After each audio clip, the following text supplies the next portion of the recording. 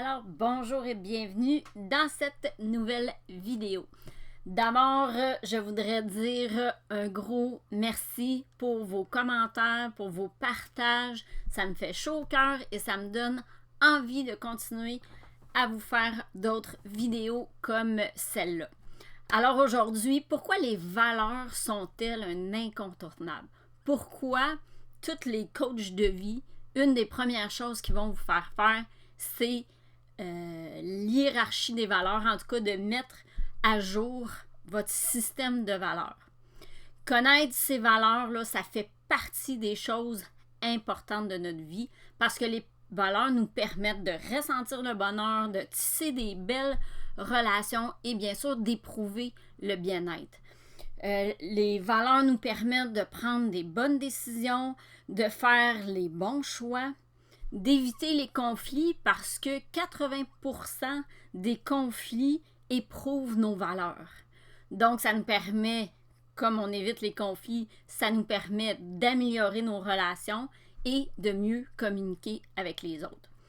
Donc, aujourd'hui, dans cette petite vidéo-là, je vais vous partager un exercice qui comprend 5 étapes. Qu'est-ce qui est important pour moi dans la vie? Qu'est-ce que m'apporte cette valeur? Quelles sont les 10 valeurs les plus importantes pour moi? Que signifie chacune des valeurs? Ça, c'est vraiment important. Et est-ce que je vis en cohérence avec mes valeurs? Encore là, si tu as envie d'avoir le petit PDF d'exercice, juste à me le mentionner dans les commentaires et ça va me faire plaisir de te faire parvenir le petit document. Juste à laisser un commentaire ci-dessous. Donc, les valeurs, là, c'est l'essence. Dans une autre vidéo, je parlais des besoins, que les besoins, c'est comme l'huile d'une voiture, mais les valeurs, c'est comme l'essence de la voiture. C'est tout simplement ce qui nous permet de rouler, ce qui nous permet d'avancer. C'est ce qu'il nous faut pour bien fonctionner dans la vie. Les valeurs servent de référence et de principe moral et elles aident bien sûr aux prises de décision. Les valeurs aussi forgent notre personnalité et sont une source inépuisable d'énergie et de motivation. Quand quelqu'un ne respecte pas mes valeurs, c'est pas long qu'on ressent la motivation pour le faire savoir. C'est viscéral, là. Quand une de nos valeurs a été impactée, on réagit presque systématiquement, surtout si on ne connaît pas nos valeurs. Il y a deux types de valeurs. Il y a les valeurs qu'on a héritées de notre éducation, de notre culture, de la société. Et il y a des valeurs qu'on a construites grâce à nos expériences personnelles. Le vrai défi, là, c'est d'en identifier au moins 6-7, mais moi, je vais même te demander d'en identifier une dizaine.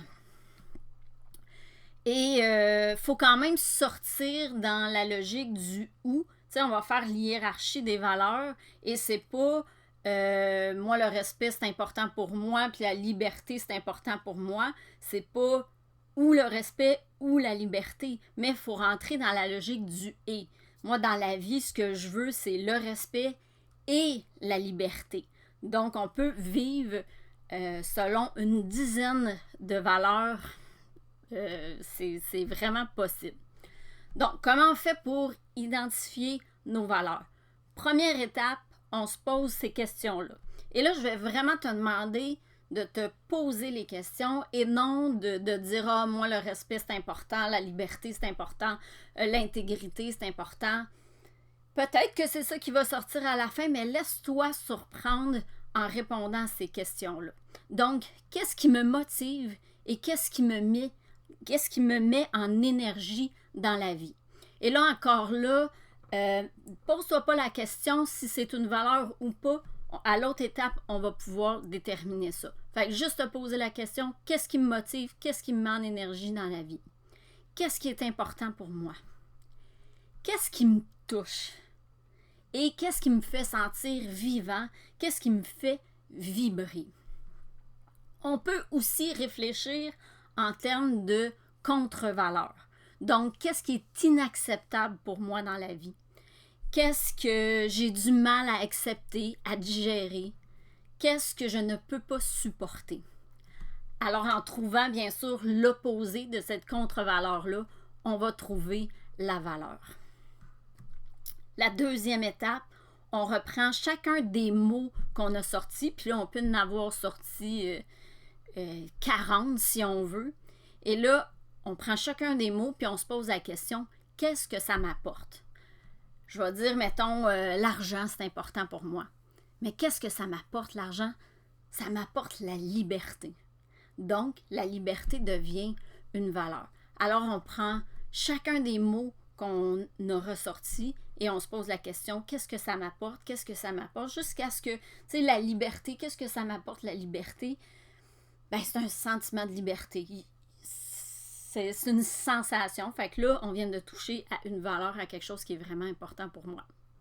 Troisième étape, quelles sont les 10 valeurs les plus importantes pour moi? Et là, on peut les mettre en ordre de priorité. Même je suggère de les mettre en ordre de priorité. Quand on vient pour communiquer avec les gens après, on s'aperçoit que plus c'est une valeur importante pour nous, plus on est non négociable sur cette valeur-là. Donc, ce qu'on peut faire, c'est la liberté, le respect, l'intégrité. Qu'est-ce qui est le plus important pour moi? La liberté ou le respect? Mettons, je vais dire le respect. Qu'est-ce qui est plus important pour moi? Le respect ou l'intégrité? Le respect. Et là, on passe à travers nos 10 pour réussir à les mettre en ordre de priorité. Ensuite, le plus important qu'on ne fait pas, que souvent on ne fait pas, c'est qu'est-ce que ça signifie pour moi, cette valeur-là. Encore là, le respect. C'est quoi le respect pour vous? Qu'est-ce que ça apporte? Qu'est-ce que ça signifie, je veux dire, pour moi?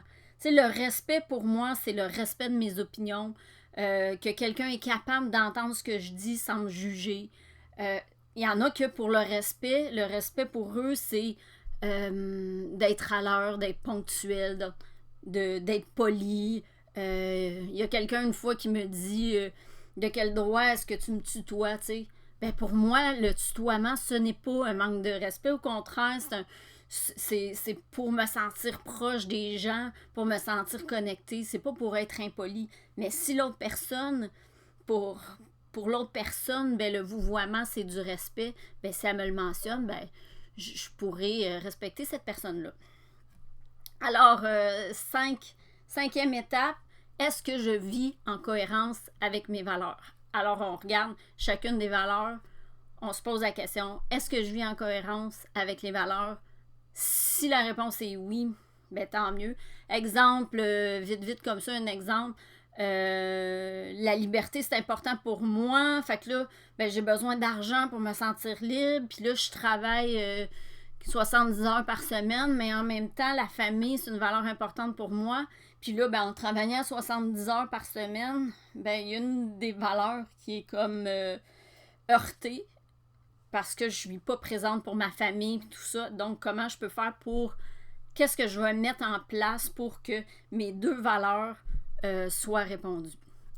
Alors, comme je dis, si tu veux le petit exercice pour pouvoir suivre toutes les étapes plus facilement, laisse-le moi savoir dans les commentaires et j'espère que cette vidéo-là t'aura permis d'en comprendre un petit peu plus sur qu'est-ce qu'une valeur. Donc, on se dit à très bientôt.